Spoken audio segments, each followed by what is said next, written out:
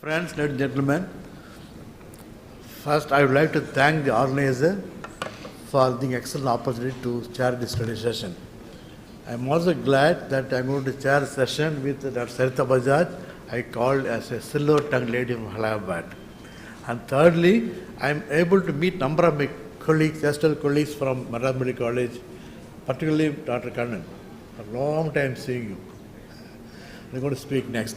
So, my friends, now we hand over the mic to Dr. Sarita Bajaj to do this speaker. Please.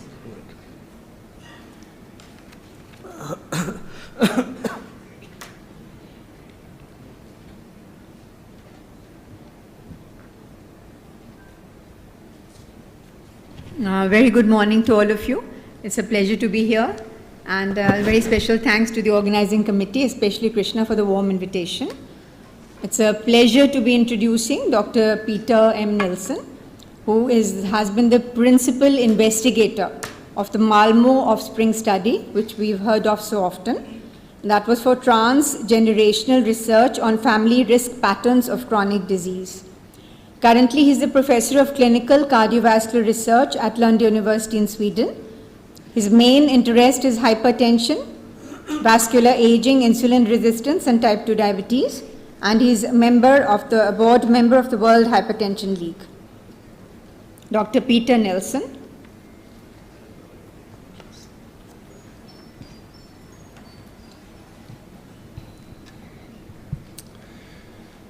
Mr. and Mrs. Chairpersons, dear colleagues, it's a real pleasure to be here with you today. It's my first visit to India, to Chennai.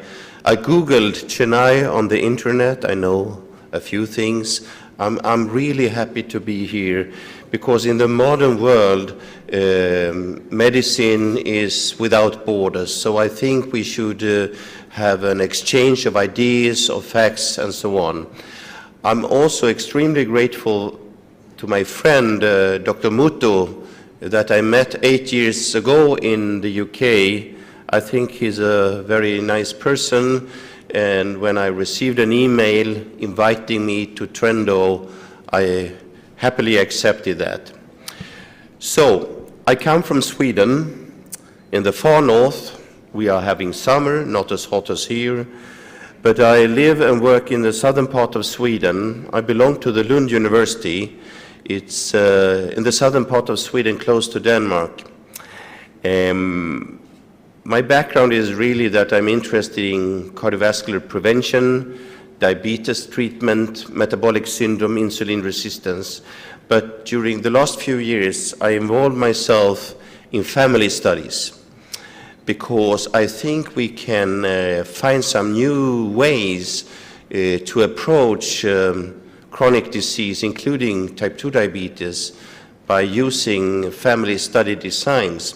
So I will share with you today some ideas about this, also touching upon some evidence from India and reviewing with you some ongoing family studies in the Netherlands, in Scotland, in Sweden, in the United States. And hopefully in the future we will see many more similar studies also from India, because it's a well-known fact that many chronic disease conditions tend to cluster in families. Some people say, well, it's all about genetics. Other people say, well, it's shared lifestyle. Other people say, well, epigenetic imprinting. But we have to think carefully about this, because in the other end, there is a deeper understanding of disease etiology and also maybe some new directions for prevention. Family-based prevention means a lot because in families, people share a lot, lifestyle, dietary habits, even microbiota, new thing, I will touch upon it. So this is the topic of today, and I will show you some interesting things. If you are more interested, you can send me emails, you can Google me, you can find my email at the Lund University, and I'm happy to get in contact with you. So, it's all about transgenerational research. Mothers, fathers, children, grandchildren, offspring, a long chain of generations. As you know, according to evolutionary medicine, there were about 300 generations before us. Now we are here, we live here, and that is all due to that men and women met each other and there were children born. Of course, during evolution, some traits have been selected for survival and reproduction to be of benefit in early adult life. However, they might hit back in the elderly. For example, trends for insulin resistance, other trends, and I will go into this. I just wanted to mention that this beautiful couple is from a statue park, the Vigeland Park in Oslo, Norway, not far from Sweden, where I live. So the background is really that the positive family history of early disease manifestations is so often found according to risk of obesity, hypertension, cardiovascular disease, type 2 diabetes, even some cancers. And of course, there is a long list of rare conditions that also cluster in families. In Malmö, Sweden, southern part of Sweden, we have a long tradition to carry out epidemiological surveys. We do screening studies in our local population ever since the 70s, the Malmö Preventive Project, and more recently the Malmö Diet Cancer. So we wanted to make use of these previous cohorts to set up a new study, the Malmö Offspring Study. It started over a year ago. We are well underway, and right now we are applying for EU funding for a European joint research network called Eurofam, Healthy Families in Europe. It's all about what I'm going to tell you in my presentation. And one day, I'm sure that in India, with such a strong research tradition and many, many excellent physicians and researchers, you can do the same, or you are already doing the same in some places. There is something called the missing heritability in family studies. What is this? Well, in modern genetics, we know that it's possible to calculate genetic risk scores, for example, for type 2 diabetes, myocardial infarction, or other conditions. However, this genetic risk score is not able to explain more than a tiny proportion of the family risk. It's strange to some, but it comes natural because there are so many other factors, a lot of noise in the analyses, and that is why traditional genetic studies will not provide us with the full knowledge why chronic disease conditions cluster in families. In my opinion, modern genetics are very, very important for deeper understanding of mechanism, biological traits, mechanism, and so on. There is something called Mendelian randomization, causal inference, that will bring us new knowledge about causal mechanism. And by use of modern genetics, we can dissect causal mechanisms for disease as a drug targets. This is why modern genetics are so useful. However, not as useful for prediction of chronic disease conditions. As I mentioned, modern genetics can explain only a tiny proportion of the family risk.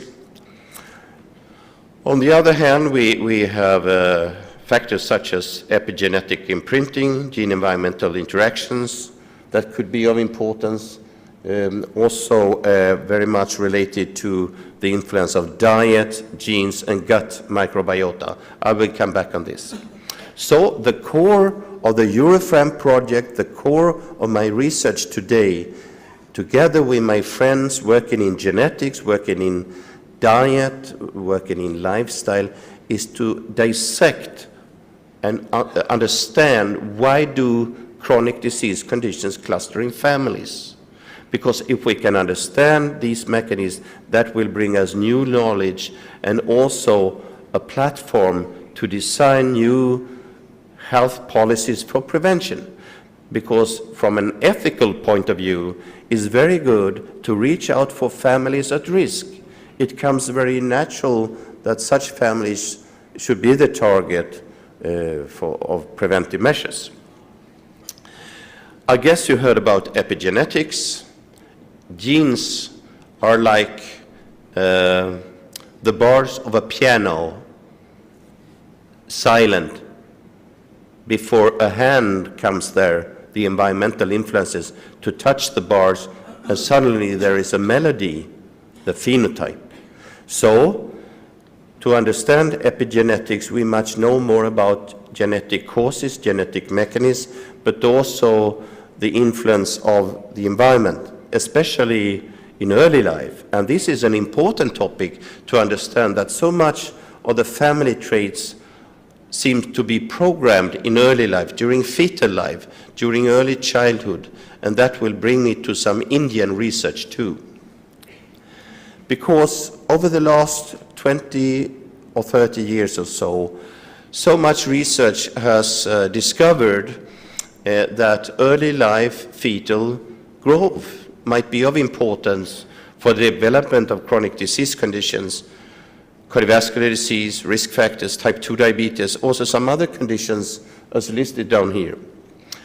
The dangerous situation, as you know, is to be growth retarded in utero, to be born small for gestational age, and after that to experience a more rapid catch-up growth pattern.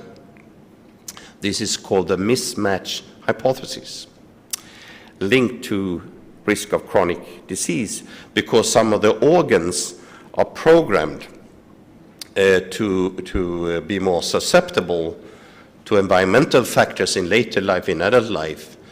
For example, the number and the quality of beta cells in the pancreas programmed during fetal life, and if such a person with a less favorable programming will experience poor lifestyle in adult life, there will eventually be obesity and risk of type 2 diabetes.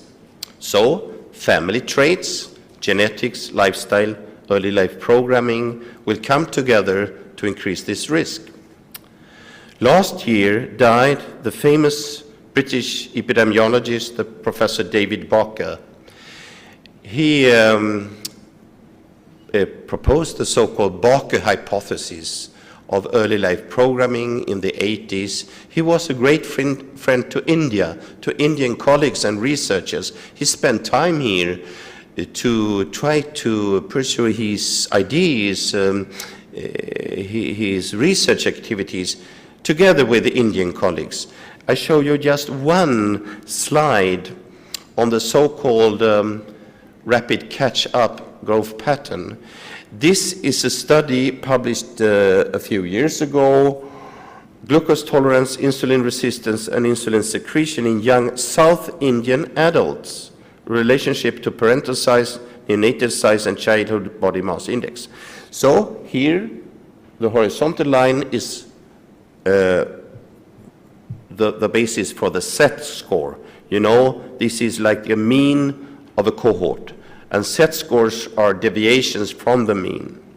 So what this slide tells you is that people, especially in the urban areas, born relatively small for gestational age, low birth weight in relation to gestational week, later on developing a more rapid catch-up growth in early childhood and early adult life, they are at risk for these disturbances of glucose metabolism and increased risk of insulin resistance. This is not as obvious in the rural areas, so there must be something linked to the urban environment, the urban lifestyle, stress, dietary habits, other factors that will impact on this early life programming. Small for gestational age babies in the big cities of southern India growing up to become more obese adults are exactly the ones at increased risk for type 2 diabetes, because all the deviations according to glucose tolerance and insulin metabolism are seen in these subjects. So that links family traits with early life programming, growth patterns, and adult changes in glucose metabolism on the path to type 2 diabetes. There is a vicious circle of diabetes and obesity, as you all know very well. I've been talking about the growth retarded babies. We can also focus maternal size, because some women are lean, some women are more obese. And in a transgenerational perspective, this is rather important, because also offspring to the obese mothers might be at increased risk of type 2 diabetes. Because also obese mothers might have, on the one hand, heavy children, heavy babies, but on the other hand, also sometimes small for gestational age babies. Both phenotypes are overrepresented in obese mothers.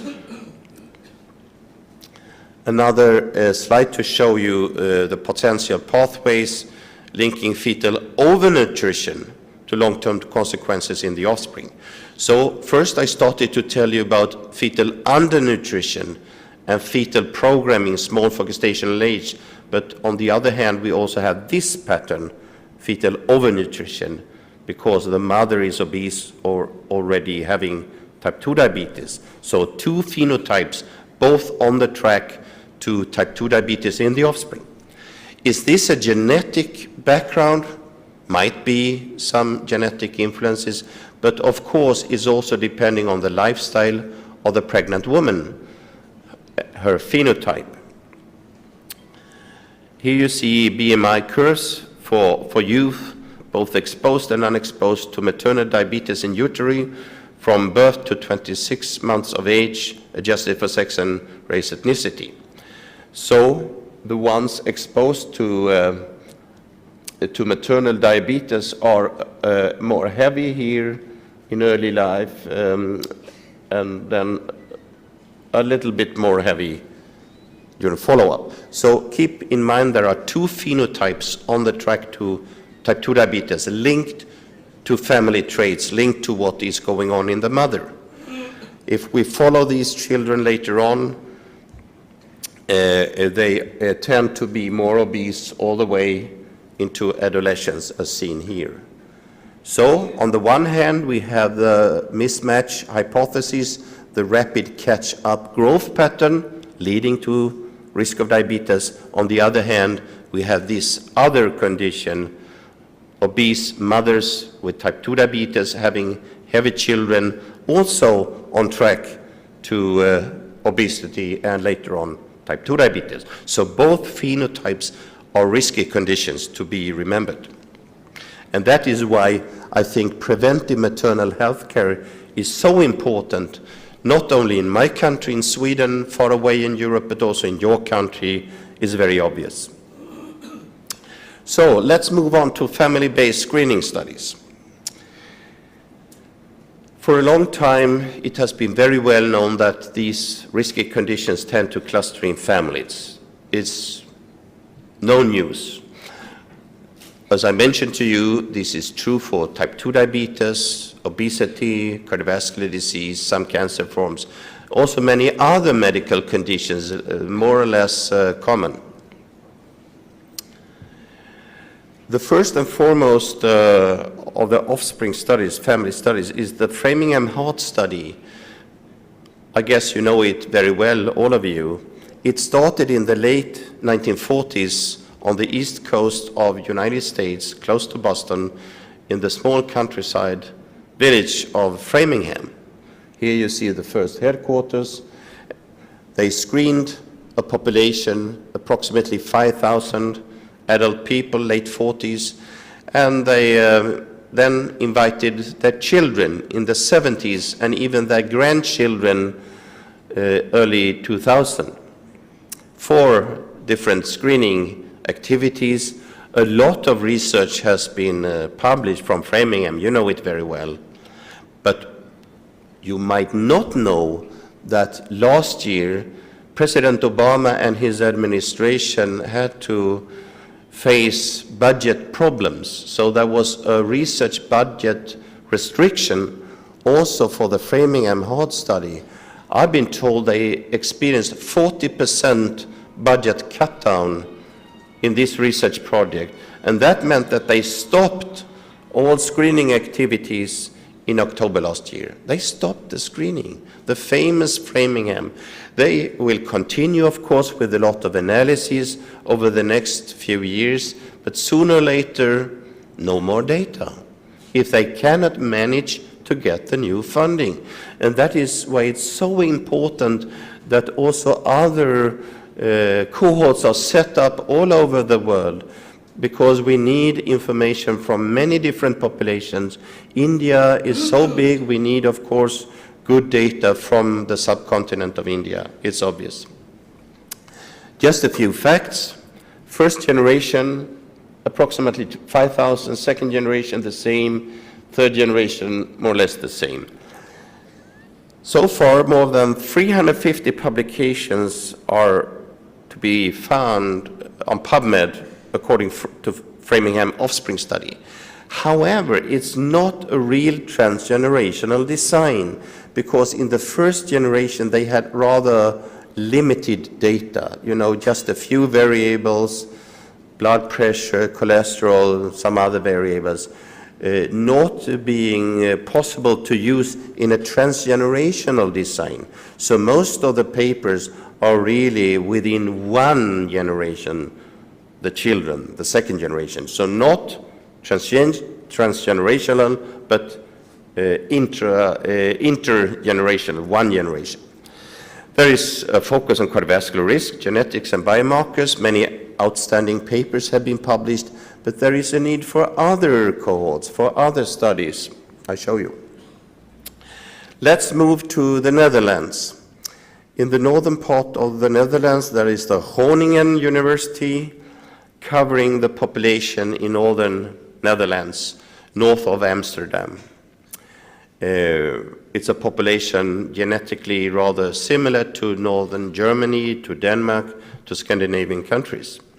So the researchers there for a number of years have tried to collect data from a large free-generation cohort with over and above 165,000 subjects. Very impressive, very costly, with a funding more than 120 million euro. The aims are really to investigate why some people get old in a healthy manner and others have already severe impairments or diseases early in their life. There is a family approach. They invite family members to set up trios, family structures for analysis. And they are also interested in the interactions between environmental, phenotypic, and biological factors, gene-environment interactions. This is the modern research. They use the following strategy. As they collaborate with the GPs, they ask the GPs to invite index persons like this.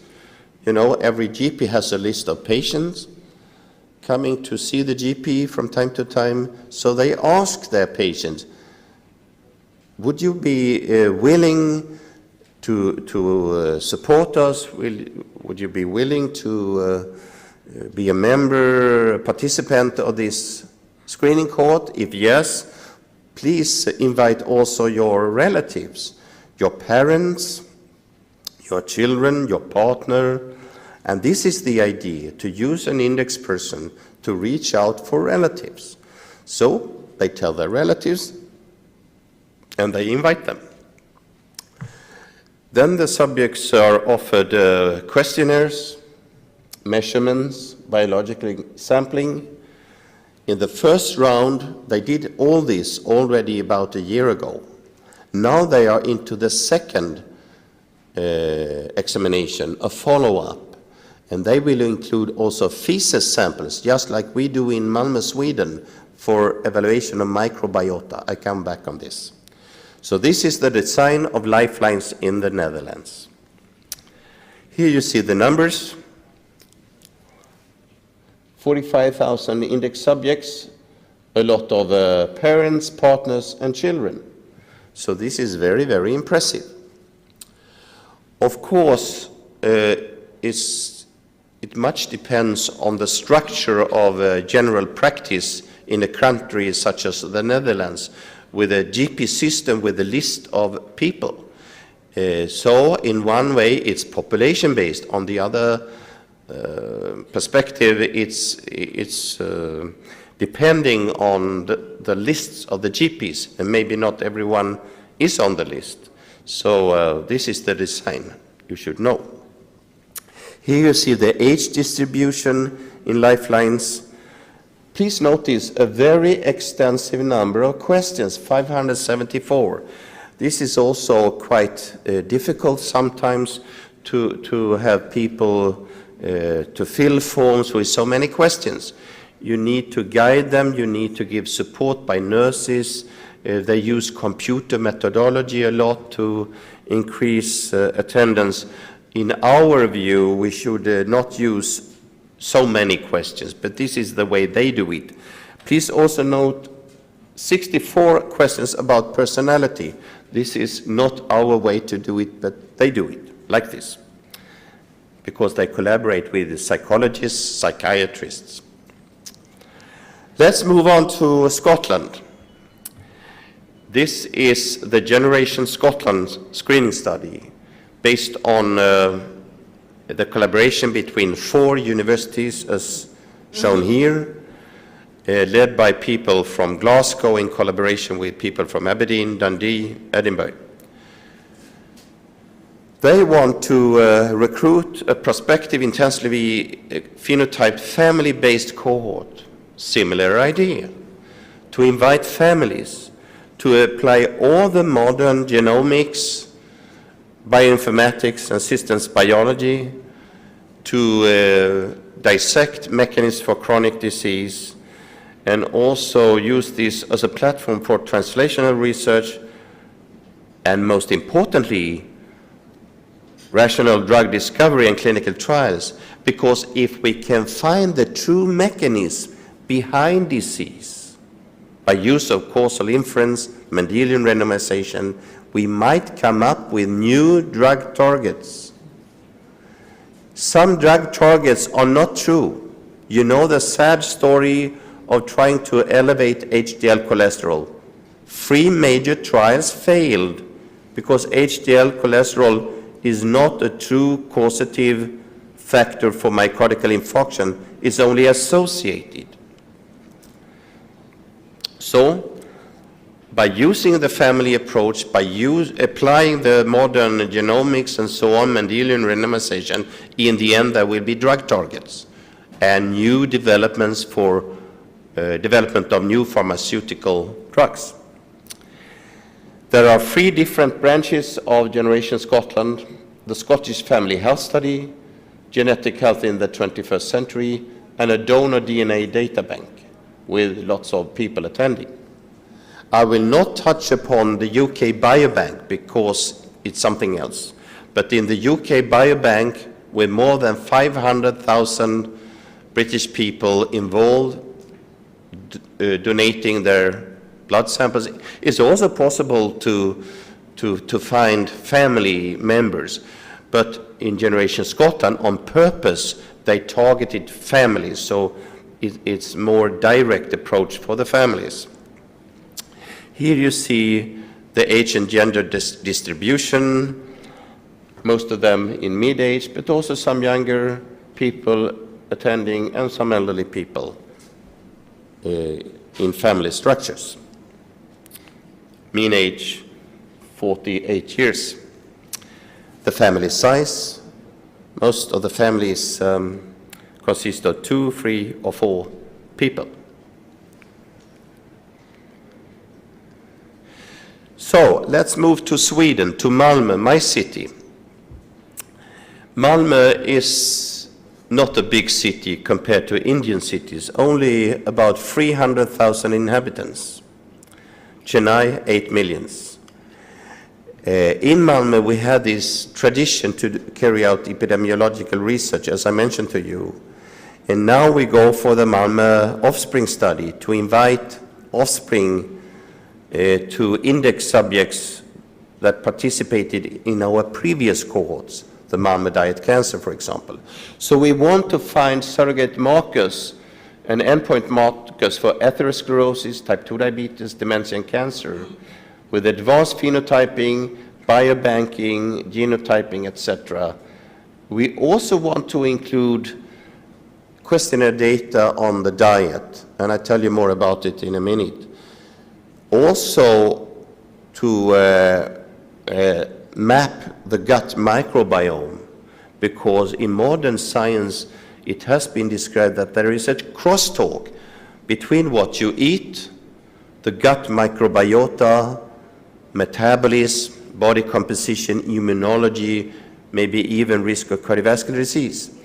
In this sub-study, the Malmö Offspring Dental Study, we include even oral microbiome by use of saliva analysis and screening at the dentist's office with some swabs from different surfaces in the oral cavity.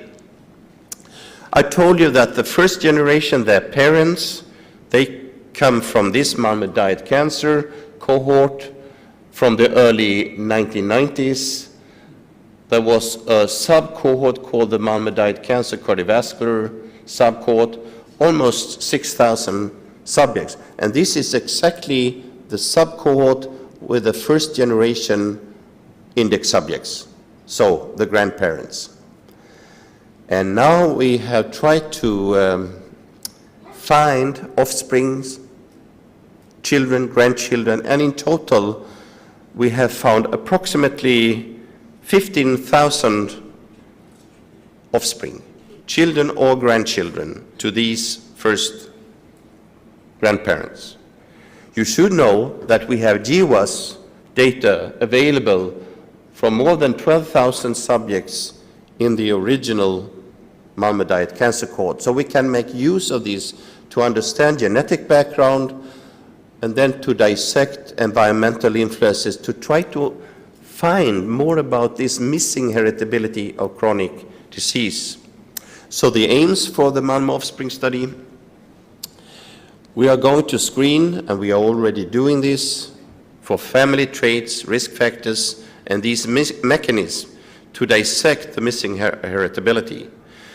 This means also that we are establishing a new cohort for further follow-up studies, because in Sweden we have national registers, and it's possible to follow these subjects in our national registers for incidence of cardiovascular disease, type 2 diabetes, other disease conditions such as cancer.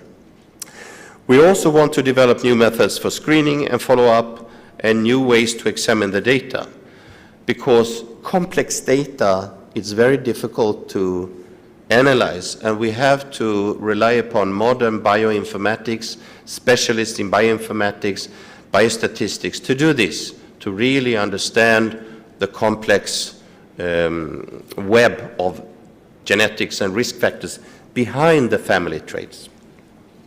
So the target groups, as I mentioned to you, consist of the children and grandchildren generation 2 and 3, to index individuals generation 1 in the Malmö diet cancer cardiovascular arm.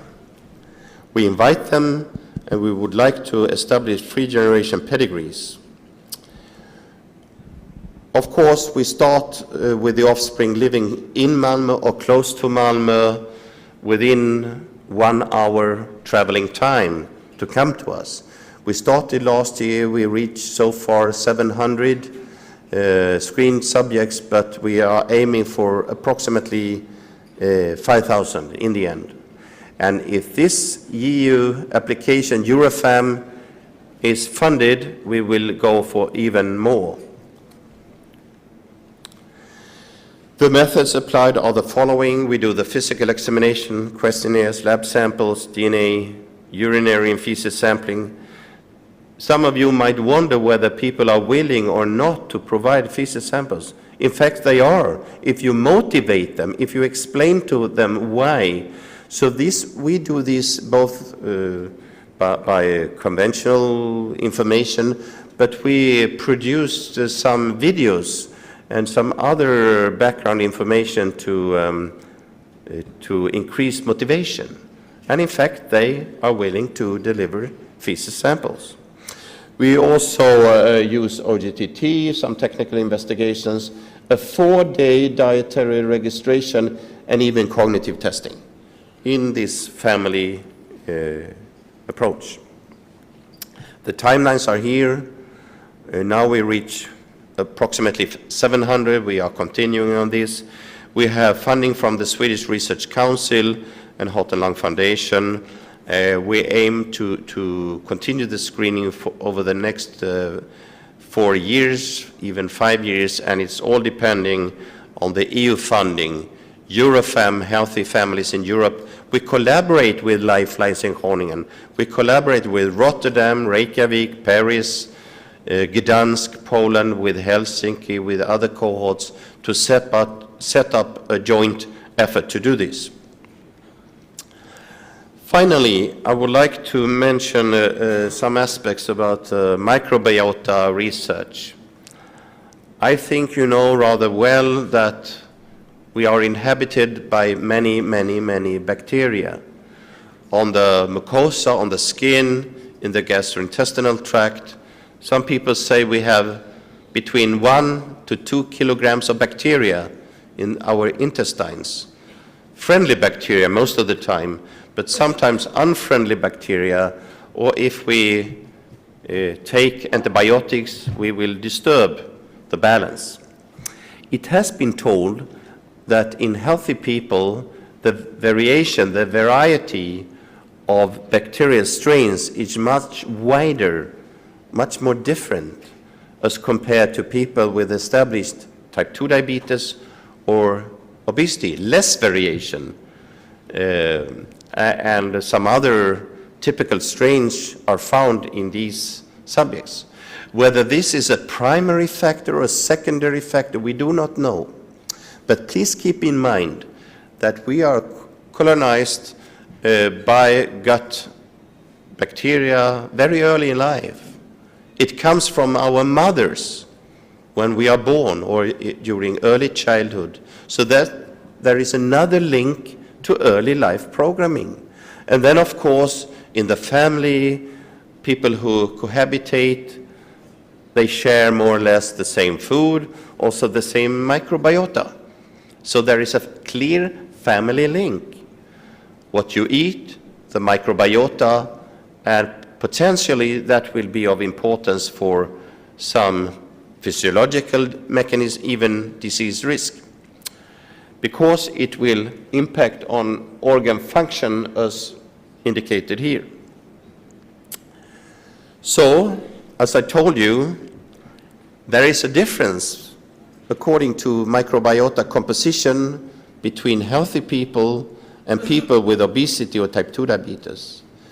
Some recent research has also suggested that the microbiota composition is different in states of immunological changes, even in cardiovascular disease. So we would like to find out more, to understand it better, because that provides a perfect example for what we can call gene-environmental interactions. We are all prone to eat different things. We might have different microbiota. After a few days in Chennai, maybe I would change mine.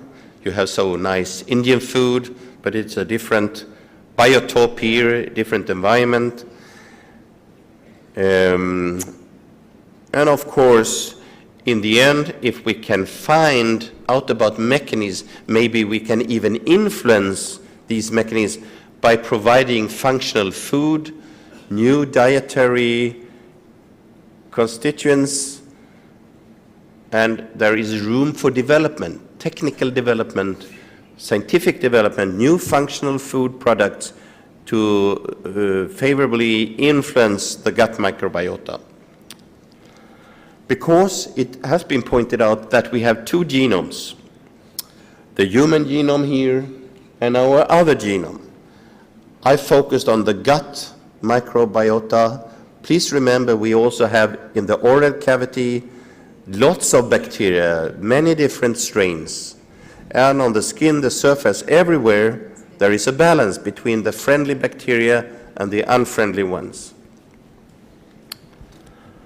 So people have told that the gut microbiota is able to manage host metabolism. There is a crosstalk. Very, very fascinating. Could it be that one potential cofactor for development of obesity in type 2 diabetes is a change in the microbiota composition? Is this relevant also to cardiovascular disease? Well, last year in New England Journal of Medicine, there was a publication from the United States telling that there is a specific biomarker, TMAO, that is a marker of microbiota activity and dietary components. You can measure it as a blood sample, a biomarker in the blood. It's predictive of future cardiovascular events. So that might be a biomarker link between what you eat, the microbiota activity, and the risk of future cardiovascular events. You find it easily on PubMed. So, the gut microbiome is of great importance. It's possible to influence it by what you eat. Of course, if you travel, if you change the environment, if you use antibiotics, everything will change it. If you have a diarrhea for some days, everything will change it. But in the end, some people think the microbiome is rather stable in many ways from early life, from what you got from your mother and what you had during your upbringing in your family. This is still an open question. How much is stable? How much is prone to change? But we are trying to find out more as a link for family traits of chronic disease. There is also an indication that microbiota plays a role for the development of atherosclerosis. That brings us back a few years when there was a hypothesis that bacteria or infectious agents could cause atherosclerosis, and we should treat some post-MI patients with antibiotics. That hypothesis failed because antibiotic treatment was not successful in the long run. But maybe it was all a misunderstanding somehow, and maybe we should press more research for this topic starting early in life. There is also an association between variations of the oral microbiota with some cancer forms, for example, pancreatic cancer. Is this a primary or secondary phenomenon? We do not know this. We have to find out more. And that is why it's important not only to measure the gut microbiome, but also to try to find out about the oral cavity microbiome in collaboration with dentists.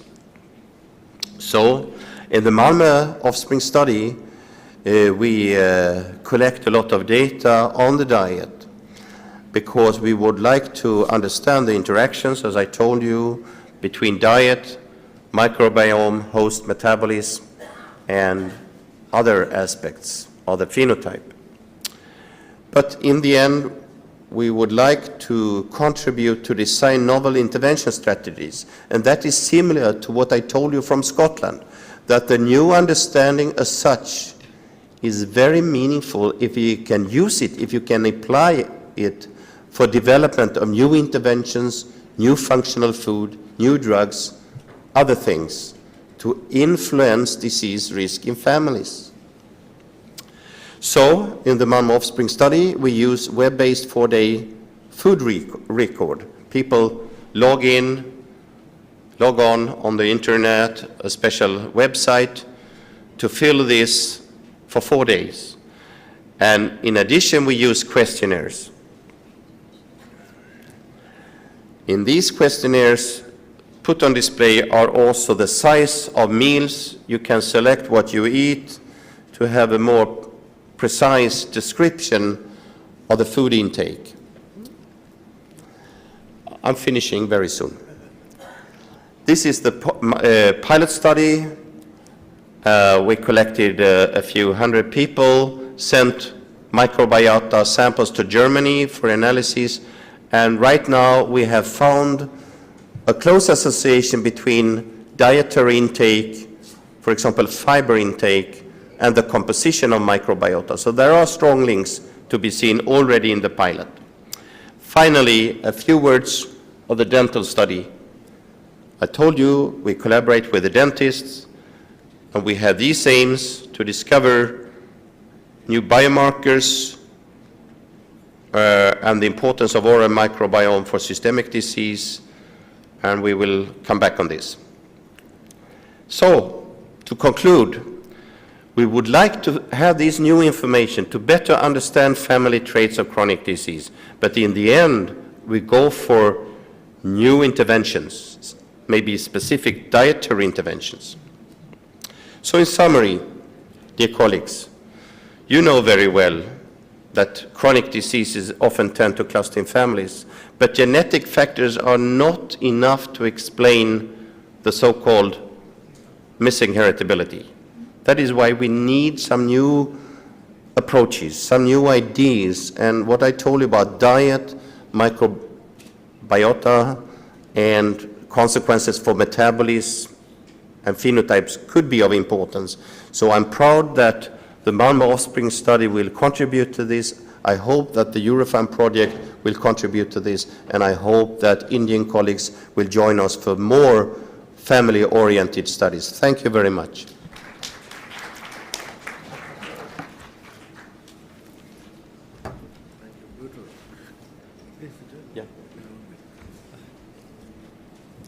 Thank you very much, Professor Peter Nilsson. And I think there's nothing for me to add because completely covered topics everywhere. Only thing I want to remain here, those days we were told genetic loads the gun, environment triggers stuff. It will be both extrauterine or intrauterine. What you are stressing today is very important, epigenetic. You may have genes, but epigenetic very important. That's where it comes, diet, genes, and diet.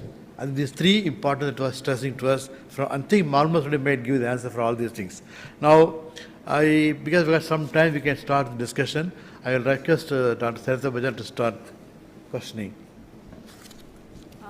So thank you for this very, very lucid talk. Any questions from the House? Yes, please.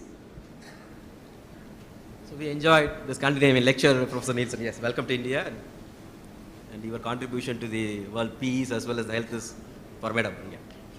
The question is that how happy are the family members when they contribute to your research? Because the policy-wise in the developing country, we are not sure. The fund resources, as you said, even in Birmingham, they are short of funding. So here, we don't know whether the funding should be given for public. We don't even have a public health system. So what happens is that only the drug trials are being thriving in this country. That is one of the poverty alleviation scheme. Do you give incentives to your family members? How their contribution to your study? Because you know, we benefit from the fact that the first generation had been so positive to come to us. So they tell their children and grandchildren, this was very nice. They are going to help you with risk factors or disease. So please go yourself. Then we use the videos to motivate people. And in combination, that means that we have an attendance of children and grandchildren, approximately 50% of all invited people. Because a motivation is also to have a screening for risk factors, to have some medical advice if needed, referrals if needed. And some people think it's very interesting to contribute to research, maybe not for the benefit of themselves, but for the next generation, for the future. Krishna, do we have time to continue? Because, yeah, because I thought it's still 11:30. Yeah, any more questions? See, we, in the developing countries, the only resources we have is the abundance of clinical material. Maybe you could think about joint research, but beware, with a good governmental setup, that could, the whole world would benefit. That's all. We welcome. Yes. Thanks. The healthcare here is not like your country. It's not a public funded. So we pay from your pocket. So people attitude toward healthcare is a bit But there are some good Thank governmental you. institutes, maybe ICMR, those kind of things. Thank you so much. Yes. Dr. Nilsson, thank you for an excellent lecture. I have two questions. The first one is dairy fat and the risk of diabetes versus in type 1 versus dairy fat in type 2 where it's thought to be protective. Can you, and this is work done that is from your own institution, so this is the first part. The second is if you brush your teeth 3 times a day, can you prevent diabetes more than taking a drug? Thank you very much. Dietary fat. I'm a member of the EPIC Interact Consortium, and we try to publish on observational data. Of course, dietary fat will bring you satiety, and you can have a weight loss by dietary fat. On the other hand, we know that saturated fatty acids might increase the risk of development of type 2 diabetes. The problem is that we lack some intervention studies to really show what it brings. I know for sure that the PREDIMED study in Spain, published last year, showed that Mediterranean food is of benefit to prevent cardiovascular disease, and this is not a fat limited diet. It's rich with monounsaturated fatty acids. Second question, toothbrushing. Well, if you can prevent gingivitis, periodontitis, then you prevent type 2 diabetes based on observational data. I'm more interested in the source of the protein. Milk increases the risk of type 1, at least in the old Swedish studies that we talked about. But milk protein seems to be protective in type 2 diabetes as opposed to animal proteins. And this is from the new metabolomic data that's been published. So I was wondering if you have any comments on that since... Well, not everybody in this world can drink milk as an adult, as we all know. But based on meta-analysis, milk intake is associated with lower risk of cardiovascular morbidity and mortality. That could be linked to the fat content, but also to the vitamin D content, as was earlier discussed, observational data. I think it's still an open question because we lack intervention data. So you don't think we should all become vegetarian? Well, an evolutionary argument is that our teeth are a bit different here, the molars and the front teeth, to show us that we are programmed or selected for mixed food, at least in my understanding. I love vegetables. I eat vegetables, fish very often, but I'm not avoid meat. Yes, please, Dr. Sridhar. They followed the diet but I don't know now they abandoned that step. Because the consumption is much more in Scandinavia and the disease pattern is also high. So Michael, though there are 3 people, Dr. Sridhar. One it is, yes, Dr. Sridhar here. What is fascinating is you seem to look at the Jiva's data and the microbiota. Because all the while most of the data were looking either at the Jiva SNPs or they are looking at the microbiota. Do you have any evidence or synthesis linking the two of them? How does the genetic architecture either modify the expression of the microbiota or whether the microbiota changes the genetics? I think your study is going to provide one of the first answers for that. It's quite fascinating. Thank you for a very important question. So far, we haven't analyzed our GWAS data compared to the microbiota data, but this is clearly something to be done because I believe that the genetic individual setup is of relevance to the effects of the microbiota and diet in combination. So more or less kind of a susceptibility. Some people are more or less susceptible to the influences of microbiota.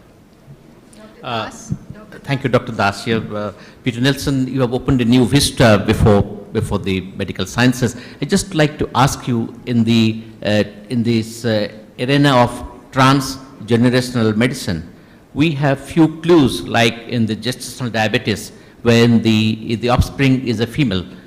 She passes on the disease to her offspring which female, and Professor Shah is an authority on that. Now, what are the other diseases? Very simple question. What are the other diseases where this transgenerational medicine has material impact? Other areas? Other areas. Well, I think there is quite a lot of research according to cardiovascular risk, hypertension, the transmission of hypertension traits across generations. In some studies from my countries, we have seen a mother-son relationship according to blood pressure regulation. Whether that is genetic or fetal programming, I cannot tell. But some cardiovascular risk markers, some phenotypes, are also possible to dissect. Yeah, thank you. The other issue was that, the gut microbiota genetics, they have many, many millions of genes, and the GWAS and those genes interaction will be very interesting to see. And I think there is a study by Dr. Arumugam which has shown some relationship between one particular microbiota genome with the human genome which predisposes to diabetes. Very preliminary study. Very preliminary study. Yes. As I mentioned, this is extremely complex, and we need computers, bioinformatics, Yes. to try to understand it. And of course, you can do research on microbiota different levels, a more simple, Yes. superficial level, a deeper level, and the full Genetic level. level, and that is very difficult. Thank you. Can I have one more question? What do you think are the influences of polymorphisms, for example, TCF7L2? Are the microbiota altered by it, or is the response of the body to the microbiota changed by polymorphisms like TCF7L2? Well, in fact, I don't really know. It's pure speculation. We collaborate with the experts to help us to do the analysis, but the first step is to do the screening study, to collect the samples. So we just started with 160 samples. We will continue on this, and many other groups all around the world are also interested.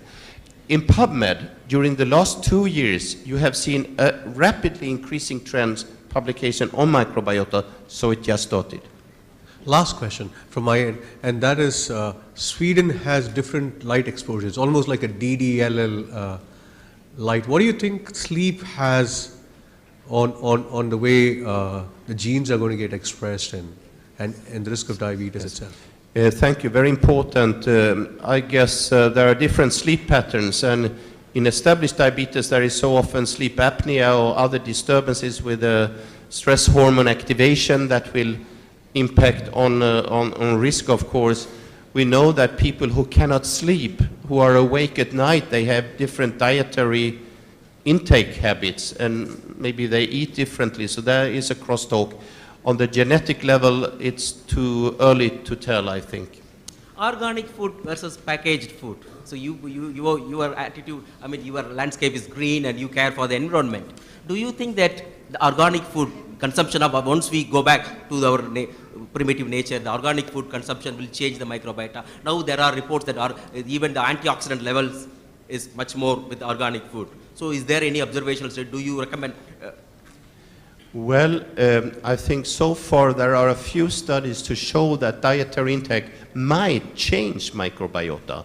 We know for certain that if you change the way you eat, going far away like I have been doing now, there is an impact.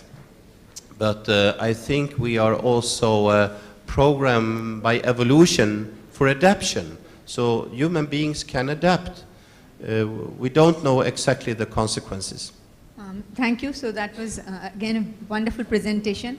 And I think, like Dr. Das said, that apart from opening new vistas, I think the take-home message is that you should ask your patients to open their mouth and at least examine. So now, diabetes may be just a foot and mouth disease, because what he said, if you can prevent gingivitis and periodontitis, even we had a study in which we showed that these patients are not only prone to diabetes, but also coronary artery disease. I think you will agree with me.